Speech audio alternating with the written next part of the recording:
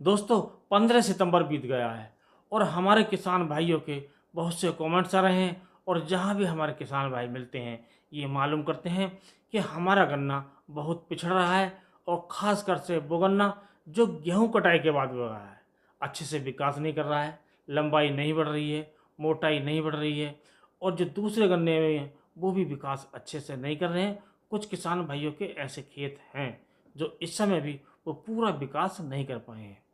अब दोस्तों ये 15 सितंबर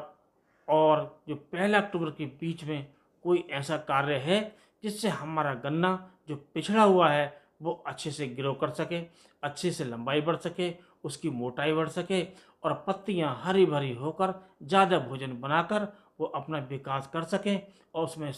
गन्ने की मात्रा बढ़ सके, शर्करा की मात्रा बढ़ सके। तो दोस्तों इसके बारे में आज आपको बताएंगे और ये काम जो होगा ये होगा किसी भी प्रकार का बिना खाद लगाए, अर्थात आपको कोई खाद लगाना नहीं पड़ेगा और आपके गन्ने की लंबाई बढ़ेगी, गन्ने की ग्रोथ अच्छी होगी और गन्ने की मोटाई बढ़ेगी।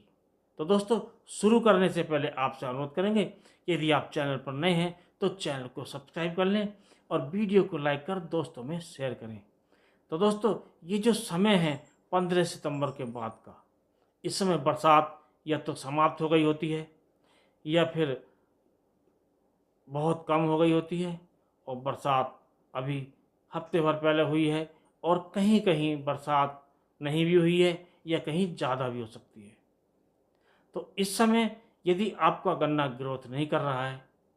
और ख़ासकर से वो गन्ना जो ज़्यादा लेट बोया गया है, अप्रैल मई में गन्ना बोया गया है, गेहूँ कटाई के बाद बोया गन्ना या फिर किसी और कारण से गन्ना लेट हो गया है,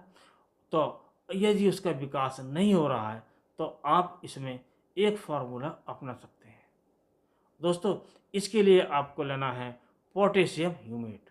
और इसको आप 1 किलोग्राम प्रति एकड़ के हिसाब से मिट्टी या बालू में मिलाकर पौधों की जड़ों में डालकर उसकी सिंचाई कर दें। पूरे गन्ने में एक सार इसको डालिए और उसके बाद में इसकी सिंचाई कीजिए। यदि आप ऐसा करते हैं तो आपके गन्ने पर कलर भी अच्छा आ जाएगा और गन्ने का विकास भी शुरू हो जाएगा, गन्ने की मोटाई भी बढ़ेगी और गन्ने की जो है लंबाई भी बढ़ेगी। अब दोस्तों आपको बताते हैं कि ये होगा कैसे। आप सोच रहे होंगे कि जब खाद कोई नहीं लग रहा तो मोटाई कैसे बढ़ेगी। तो दोस्तों ये जो समय है ये 15 सितंबर बीत गया है और जब से हमने गन्ना बोया है, चाहे फरवरी का गन्ना है या मार्च का गन्ना है या अप्रैल मई का गेहूं कटाई के बाद का गन्ना है, उसमें हमने कई बार खाद डाल दिए हैं। एनपीके डाली है किसी भाई ने, किसी ने डीएपी डाला है, किसी ने सुपर फास्फेट डाला है और तरह तरह के माइक्रोन्यूट्रिएंट्स और फर्टिलाइजर्स डालते हैं। तो वो सारा फर्टिलाइज़र हमारे पौधे नहीं ले पाते हैं। कुछ हमारा जो फर्टिलाइज़र होता है उसकी जो बहुत सी मात्रा होती है वो मिट्टी में पड़ी रहती है और हमारे पौधे की जड़ें वो नहीं ले पाती हैं, वो दूर तक नहीं फैली होती हैं या वो उसमें मिट्टी में फिक्स हो जाता है, उसे पौधे नहीं ले पाते हैं। यदि आप इसको आप डालेंगे तो जो मिट्टी में पड़े हुए खाद हैं जो पौधा नहीं ले पा रहा है वो इन पौधों की जड़ों को शीघ्र उपलब्ध कराएगा, अर्थात वो ज़मीन से खींचकर पौधों की जड़ों को देगा और पौधों का जड़ों का विकास अच्छा होगा। क्योंकि दोस्तों इसमें ह्यूमिक एसिड भी होता है, फॉल्विक एसिड भी होता है और पोटेशियम भी होता है। तो पोटेशियम का वो काम है गन्ने की मोटाई बढ़ाना और कुल मिलाकर जो आपका गन्ना है अच्छे से ग्रो करने लगेगा, अच्छे से विकास करने लगेगा, गन्ने की लंबाई बढ़ेगी और गन्ने की मोटाई बढ़ेगी। और दोस्तों आपको यदि दिखाई देता है कि आपके खेत में पीलापन ज़्यादा है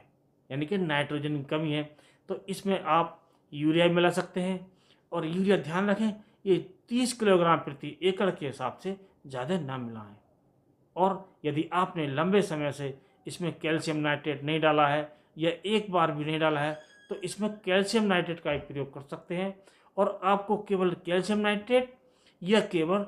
यूरिया इन दोनों में से एक आपको प्रयोग करना है और इसका प्रयोग करके यदि आप सिंचाई कर देते हैं तो आपके गन्ने का विकास तुरंत शुरू हो जाएगा और जो रुका पड़ा हुआ है और गन्ने की लंबाई के साथ साथ मोटाई बढ़ेगी, पत्तियां चौड़ी चौड़ी और हरी हो जाएंगी और कुल मिलाकर आपको गन्ने की पैदावार ज़्यादा मिलेगी। तो दोस्तों आज के वीडियो में बस इतना ही। अगले वीडियो में किसी नए टॉपिक के साथ फिर मिलते हैं। तब तक के लिए नमस्कार।